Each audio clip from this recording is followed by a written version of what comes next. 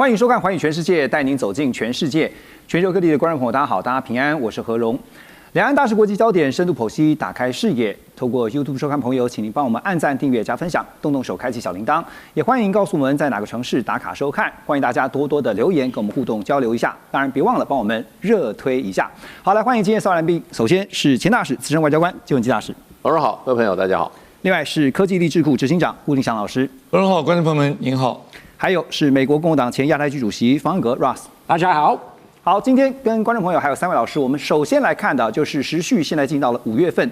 那国际最重要的看点呢，就是在5月中旬即将要登场的中美元首高峰会，也就是习川会哈。那因为很多的国际局势呢，都将与中美两强接下来会如何互动息息相关。好，说到这个习川会呢，现在看到南华早报最新的报道，他们指出，随着习川会的日期越来越接近，各界呢也把注意力集中在这场会见预计可以达成的实际成果会有哪些。像美方呢，现在极力的推动3B 啊，哪3B 呢？就是波音，还有黄豆 beans， 还有牛肉beef。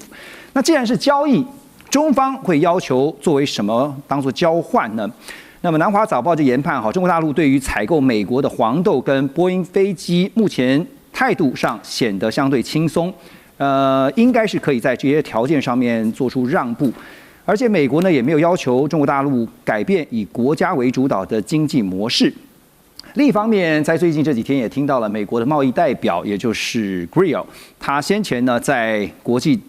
会的听证会上面明确表示。他说，这次美方的目标就是取得陆方对所有农产品采购的全面承诺，并且希望呢能够成为川普这次访中行的重要成果。但这2天也看到了中方的外长也是身兼中共中央政治局委员的王毅跟美国国务卿 Rubio 通了电话。在电话中，王毅特别强调，他说台湾问题事关中国的核心利益，是中美关系的最大风险点。可以看到，是川习会之前中美双方在经贸外交上面已经展开了相关的磋商，但是北京真的能够像是华府所希望、所愿意的点头答应所有的采购清单吗？那如果真的是，刚刚我们提到了，北京又相对的要华府，那提出什么呢？就交易的条件可能会是什么？因为现在也提到了，包括科技松绑，包括甚至台湾议题。这几天都在被讨论当中，尤其是台湾议题说由原本的不支持台独变成是反对台独，这些大使怎么看？我想最近这个当然经贸议题是贝森特在负责的，那可能政治问题现在目前对中国大陆的关系还是 Rubio 在负责所以王毅跟 Rubio 通了一个电话，特别谈到了台湾问题我想这个两国的首脑要见面，其实底下的这种作业老早就如火如荼在进行，大概最后都会慢慢这个怎么讲，就是说不断的归纳、收敛 crystallize， 就是说你把它这个要结晶，最后就是几个点，那最后就要由比较中高层来定调，然后最后呢，两国元首基本上就是去签约的，就是画押认诺的一个意思对。那当然，双方都不会让这场这个会面对外展现出一个失败的情况，所以很多原则问题都要先讲好。而且毕竟是第一次，第一次，所以这个双方都要有所斩获的话，那这个戏就要排得很好。所以现在就变成台上一出戏，台下10年功下面跑断腿，上面就是这个杯弓交错悲惶交错。那所以我觉得就是说，现在大概从政治角度上来看，中国大陆是以台湾问题挂帅；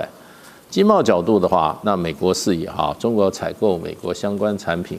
挂帅，所以这方面是有互补性的。因为对美国来讲，政治本来就是为了换取经济利益，尤其跟中国大陆的交往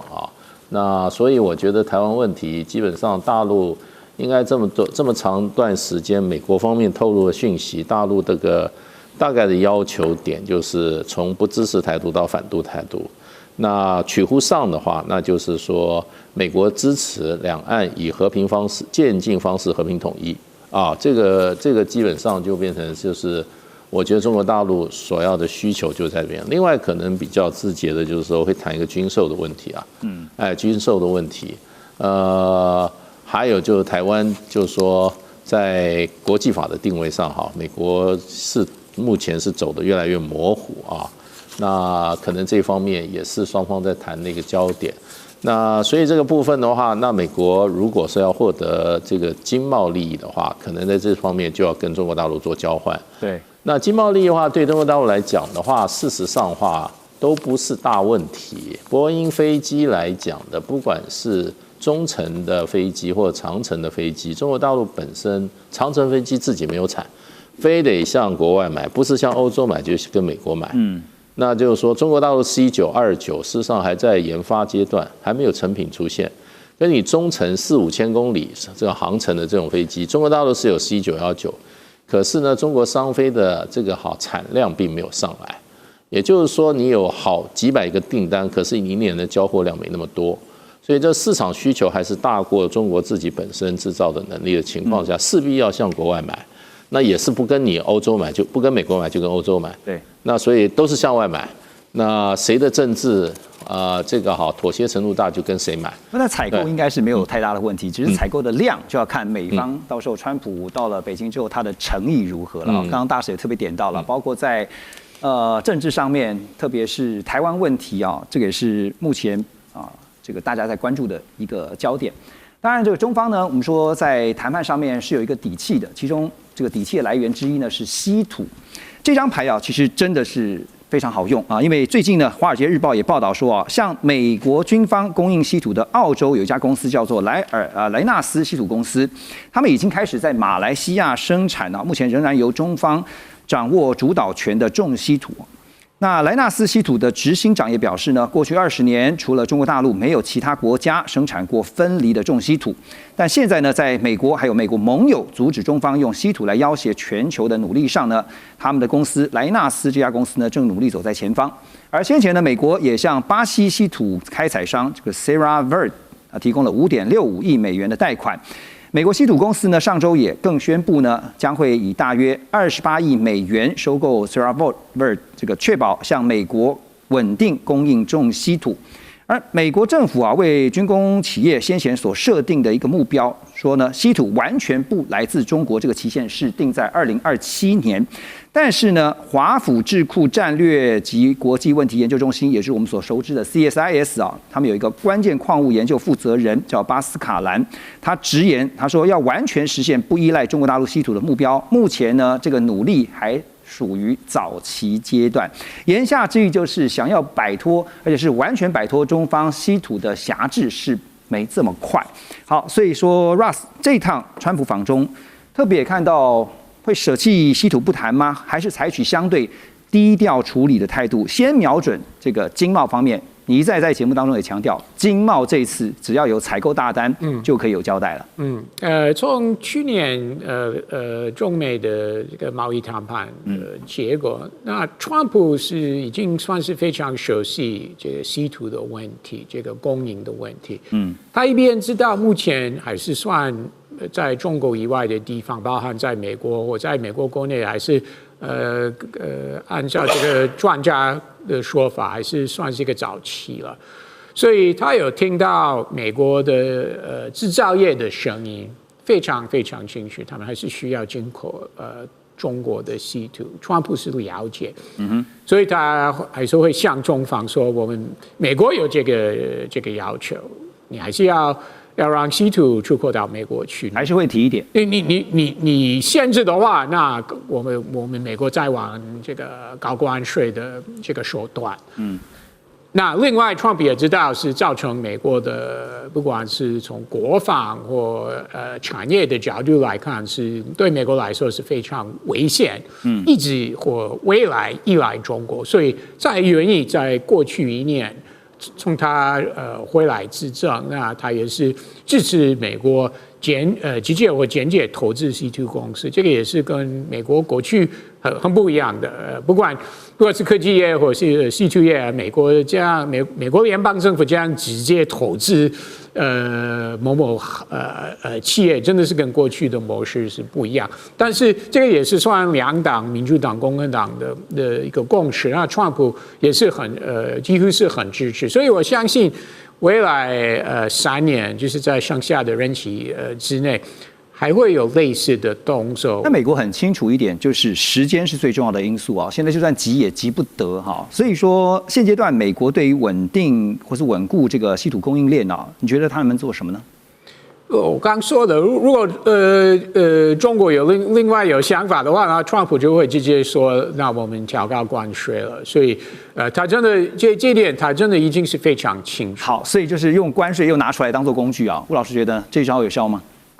一定会有某种程度的效果。但我讲稀土要从拥有矿权、开采、提炼再制成非常关键零组件。那你刚刚前提报的那些新闻，我不知道你有没有注意到，都跟取得矿权、开采、提炼都没有关。就表示说美国要能够取得稀土的。不受到中国的这个制裁啊，不能讲制裁或者讲卡脖子的话，恐怕还很早。因为是源头的问题。对，因为它根本就从取得矿权、开采、提炼都还没到嘛。如果哪天你报新闻的前提是说美国现在有多少开采什么样哪几种稀土矿到多少量，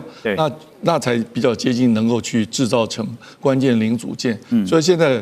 对于美国能够摆脱中国的这个钳制，其实还非常早。所以这一次，因为时间也非常的短，就2天吧，哈，这个两国元首的会面，针对稀土的部分就暂时先搁置。就是因为还没有这个条件来跟对方谈嘛。如果有这个条件，那为什么要搁置1年？去年1年很多争议都没有谈，1年就说哎，这个谈不了，各自回家，各自努力。对，就回去我的稀土没准备好，你的晶片好像中国晶片稍微比较有点进度，但也没有到完全摆脱美国，所以大国的利益有很多。实在谈不了了，先放一边，来谈得了谈一谈，就是各自整军备战哈。整军备战。吴老师，我继续请教您一个问题啊，就是最近也吵得沸沸扬扬的巴拿马议题啊，因为中美最近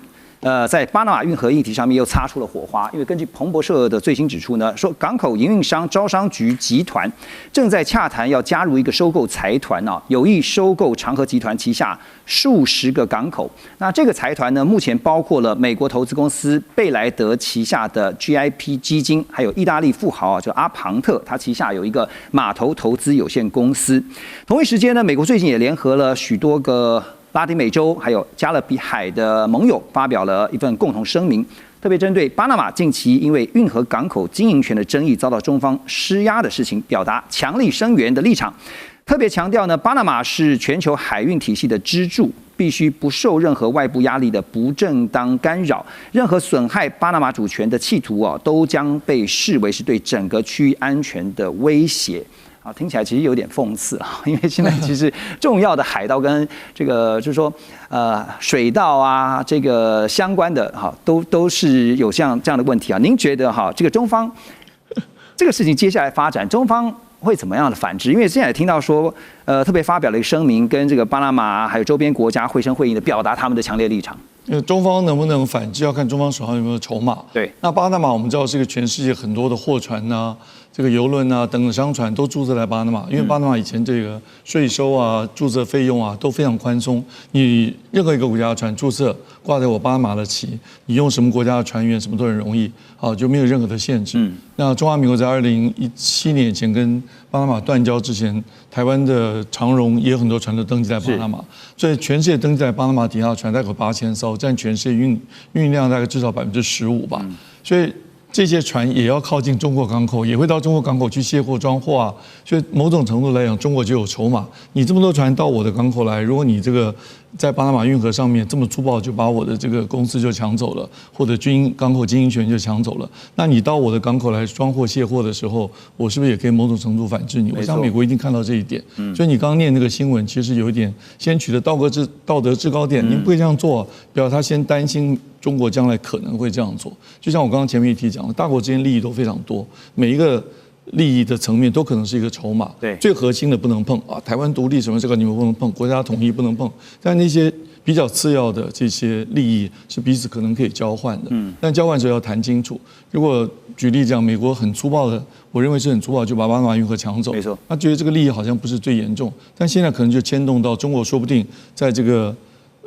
货船的这个注册上面就来反制，说不定又变得很严重。目前形势上面看起来，这个收购似乎已经要成定局了哈，所以接下来就像您讲的，就是看这个反制是怎么样。是，你所谓的定局是这个和记他们要不要去告？对，和记其实没有放弃，他在国际，他还在争取，他要打国际官司，还是要告。他说我的合约有啊，你不能就这样子片面宣布说你的宪法什么就改变，那你当初怎么没讲？他要打官司的，所以没有完全定案，没有完全定案。所以现在看得出来是像您刚刚点到了一个重点，美方现在所在